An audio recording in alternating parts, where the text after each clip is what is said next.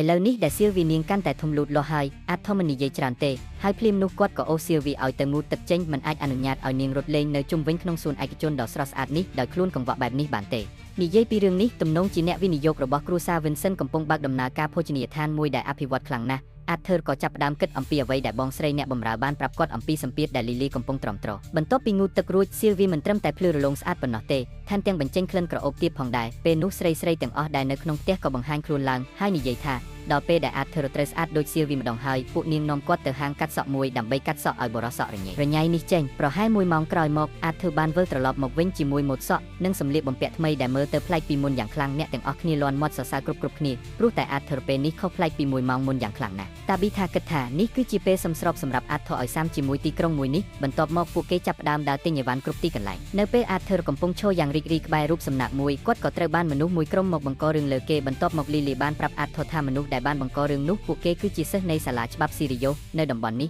អ្នកដែលពាក់ឯកសណ្ឋានបែបនោះតែងតែត្រូវបានគេចាត់ទុកដូចជាជនជាតិរាជវង្សដូច្នេះគ្មាននរណាម្នាក់ហ៊ានមើលងាយពួកគេឡើយមកដល់ហាងមួយ Arthur មានអារម្មណ៍ថាចម្លែកជាខ្លាំងពេលគាត់ដើរជិតដល់ទ្វារហាងតាប៊ីថាក៏បាននិយាយថារបស់ទាំងនេះគឺជាវត្ថុរបស់សត្វអាតកំបាំងមួយដែលវាអាចបង្កើនអំណាចឲ្យម្ចាស់របស់វាបានរឿងនេះធ្វើឲ្យ Arthur ភ្ញាក់ផ្អើលជាខ្លាំងព្រោះនៅក្នុងអាណាចក្រជាតិអែលមិនធ្លាប់មានរឿងបែបនេះកើតឡើងទេតាប៊ីថាពន្យល់ថាផលប៉ះពាល់នឹងផ្លាស់ប្ដូរតាមប្រភេទរបស់វាប្រសិនបើវាមិនមែនជាចិត្តណារបស់សត្វអាតកំបាំងនោះទេតម្លៃរបស់វាអាចឡើងដល់100ដំឡឹងម្ដាយរបស់គាត់ក៏បាននិយាយថាប្រាក់ប៉ុណ្ណោះគ្រប់គ្រាន់សម្រាប់រស់នៅដោយសុខសាន្តបានក្នុង250ឆ្នាំនៅស្រុកកំណើតរបស់យើង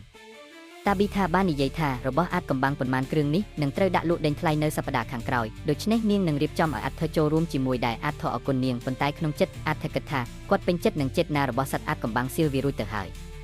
Lily ក៏បានស្នើសុំឲ្យម្ដាយទិញវត្ថុនោះដើម្បីឲ្យនាងអាចភ្ញាក់អំណាចដែលនៅក្នុងខ្លួនប៉ុន្តែតាប៊ីថាមិនយល់ព្រមឲ្យប្រាវិធីបែបនេះឡើយដោយមិនទាន់បាននិយាយដល់ថាវាមានតម្លៃថ្លៃខ្លាំងផងទោះបីជាយ៉ាងណាក៏ដោយម្ដាយរបស់នាងនៅតែបដិសេធយ៉ាងរឹងមាំរហូតមកដល់ពេលនេះទើបអាចធ្វើបានយល់ថាទំនងជា Lily មិនបានរងសម្ពាធអំពីម្ដាយទេប្រហែលជាហេតុផលដែលនាងសោកសៅខ្លាំងគឺដោយសារការរំពឹងទុកពីឪពុករបស់នាងឥឡូវនេះគាត់សង្កេតឃើញថា Lily បានផ្លាស់ប្ដូរច្រើនណាស់អាចធ្វើបានទៅរកនាងហើយឃើញនាងកំពុងមើលសត្វអាចកំបាំងតម្លៃថោកមួយនៅក្នុងហាងអាវុធហើយគាត់បានពន្យល់ថាការកាន់កាប់សត្វអាចកំបាំងមិនមែនមានន័យថាអ្នកអាចប្រើវេទមន្តបានទេប៉ុន្តែ Lily នៅតែមានអារម្មណ៍ថានាងគួរតែសាកល្បងប៉ុន្តែភ្លាមនោះត្រូវបានអាចធ្វើរបញ្ឈប់ភ្លាមដើម្បីជៀសវាងកុំឲ្យមានរឿងអាក្រក់កើតឡើង Lily មានអារម្មណ៍ថាArthur ជាមនុស្សពិសេសដូច្នេះគាត់មិនអាចយល់អារម្មណ៍ដែលនាងកំពុងរងទុក្ខឥឡូវនេះបានឡើយមិនថាម្ដាយឬពុកនាងនិយាយអ្វីក៏ដោយពួកគេមិនអនុញ្ញាតឲ្យនាងប៉ះពាល់អ្វីទាំងអស់ខណៈពេលនិយាយបែបនេះ Lily បានថយទៅប៉ះនឹងសិស្សម្នាក់ដែលមកពីសាលាវេទមន្តស៊ីរីយ៉ូដោយចៃដន្យហើយពួកគេបានខឹងភ្លាមម្ចាស់ហាងដឹងថាម្ខាងទៀតកំពុងតែរករឿងហើយប៉ុន្តែមិនហ៊ាននិយាយអ្វីឡើយហើយគ្រាន់តែឈរមើលនៅក្នុងមុំមួយក្មេងៗម្ខាងទៀតបានចាប់ផ្ដើមស្រែកនិងចង់បើកការវាយប្រហារតែនៅពេលដែលម្ដាយទាំងពីរបង្ហាញខ្លួនឡើងម្ចាស់ហាងបានប្រមានថាសិស្សនៃសាលាវេទមន្តស៊ីរីយ៉ូគួរតែមិនជ្រៀតជ្រែកល្អជាងប៉ុន្តែតាប៊ីថាសួរវិញថា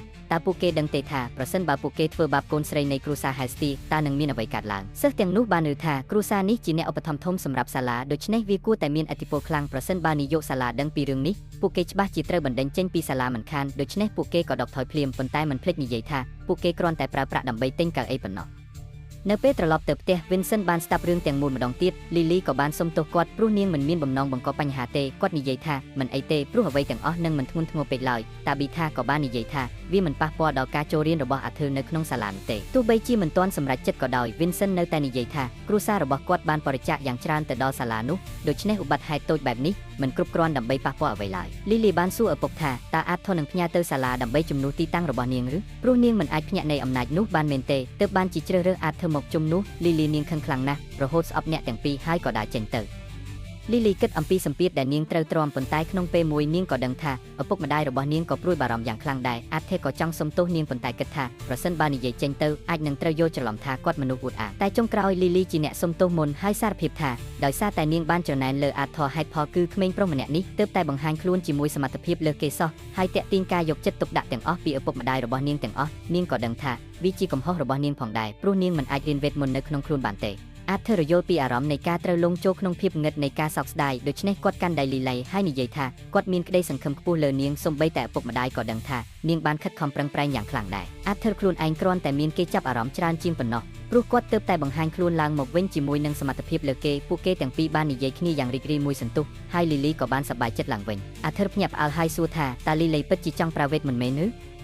នៅក្នុងបន្ទប់ទទួលភ្ញៀវខណៈ Vincent កំពុងសួរអាថតថាតើ Lily បានចាក់ចេញពីផ្ទះមែនអត់អាធឺបានសារភាពថាគាត់បាននាំនាងទៅកន្លែងមួយដែលនាងអាចវឹកហាត់បានដើម្បីភ្ញាក់ពីអំណាចវេទមន្ត Vincent ខឹងព្រោះអាធឺមិនបានសួរយោបល់ពីគាត់ជាមុនទេគាត់និយាយថានោះជាការសម្រេចចិត្តរបស់ Lily ព្រោះនាងដឹងថាប្រសិនបើប្រាប់ពួកគេនាងនឹងមិនអាចសម្រេចចិត្តបានឡើយ